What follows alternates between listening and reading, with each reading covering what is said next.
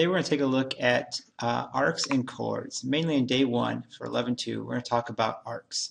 Tomorrow we'll talk about chords. So before we get started, we want to just refresh our memory on what central angles are. Central angles in a circle are those angles whose vertex is at the center of the circle. So if I drew circle A here and two radii, AB and AC, they form this angle CAB. This is called the central angle.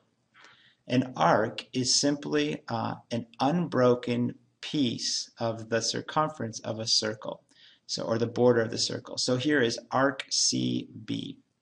So let's get started. There are a couple of different types of arcs. First of all is a minor arc.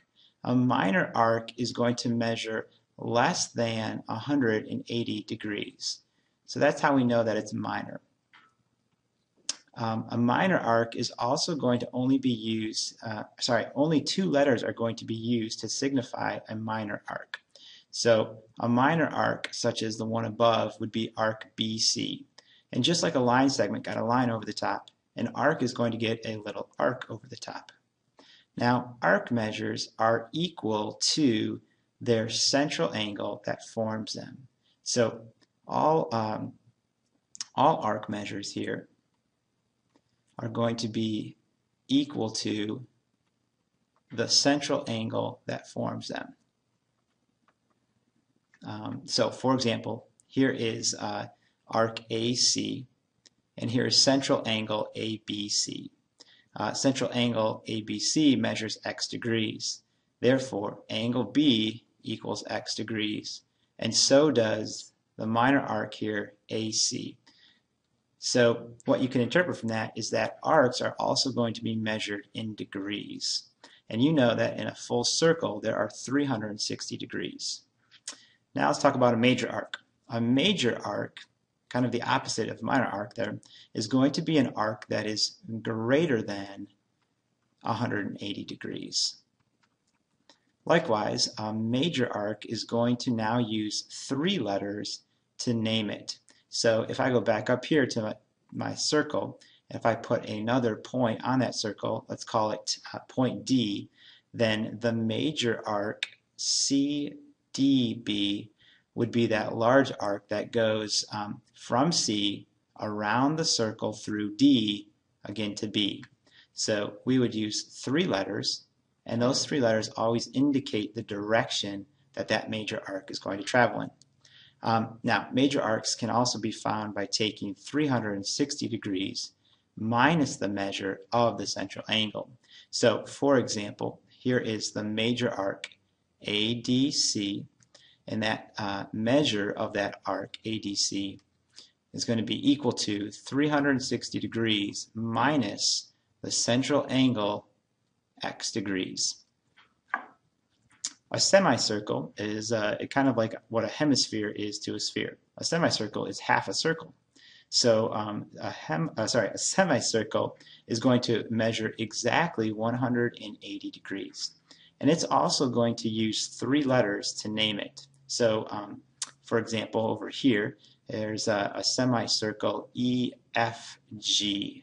So we said here that semicircles always equal 180 degrees. And they're always going to be used three letters. So here's arc EFG, and it is 180 degrees. It's a semicircle.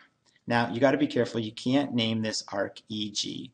Semicircles always take three letters to name. Let's try a few of our examples here. Before we jump in, there's a few things to remember. When we're dealing with circles, the most important thing to remember is that there's always 360 degrees in a complete circle. That's going to help us solve some of the problems that we're going to encounter in this chapter. The first one says, use the pie chart at the right to find the measure of arc FG. So I'm going to locate arc FG. Here it is, and I see that it represents 20% of my circle. So if I wanted 20% of 360 degrees, because remember, arcs are measured in degrees, then I need to change 20% to a decimal. That's 0.2. And if I want 20% of that full 360 degree circle, then I'm simply going to take 0.2 and multiply it by 360. This is going to result in 72 degrees. Therefore, the measure of arc FG is 72. Now let's find the measure of arc KLF. And you can tell from 3 letters that it's a major arc, so it's going to be more than 180 degrees. I'm going to start at K, and I'm going to go in the direction of L all the way back around to F. So here is KLF. It is 65% of my circle. So I'm going to take 65 as a decimal, 0.65, and multiply it by 360. This is going to result in 234 degrees. Now we're going to switch gears a little bit, and we want to find the measure of angle GJK. So from G to J, which is the center of my circle, over here to K. Well, I want to find this angle measure right in here.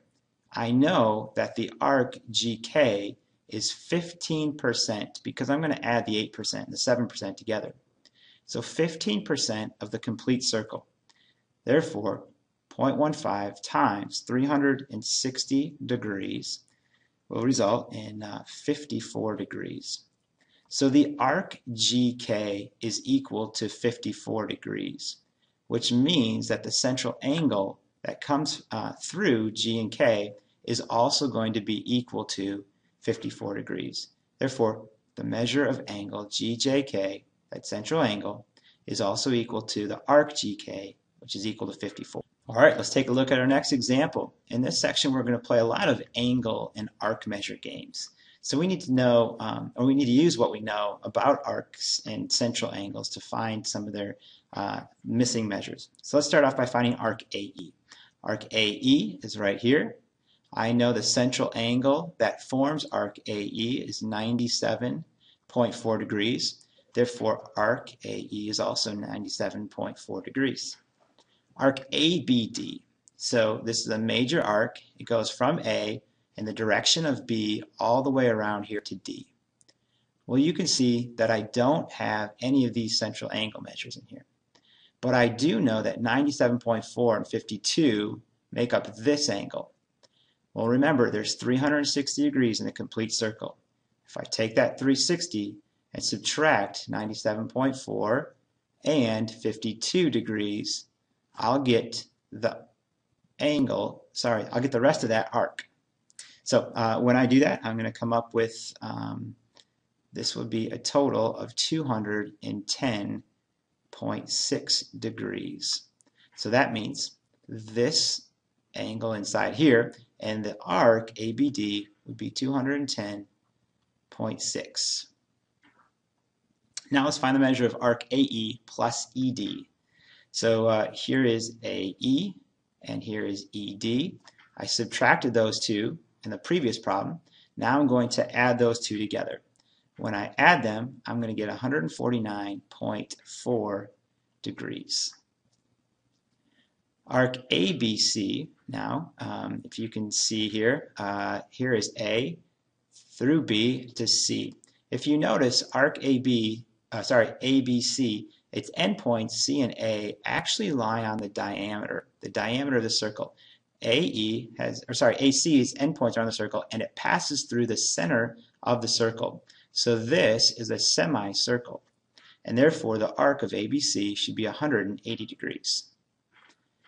Arc CD is this little angle right here. Now here's another tricky one.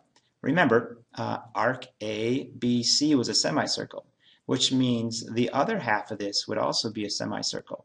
So this is the 180 degrees from A to E to C, and I'm going to subtract the two that I added here in example C. So I need to subtract the 149.4, and when I do that, I will get 30.6. Finally, my last question here says find the measure of central angle AFB. So from A in here to the center at F, up here to B. And this is going to be a result of, it's really getting difficult to see in here now, but this angle, let's see if I can erase this. There we go. This angle AFB is actually going to be congruent to the angle EFC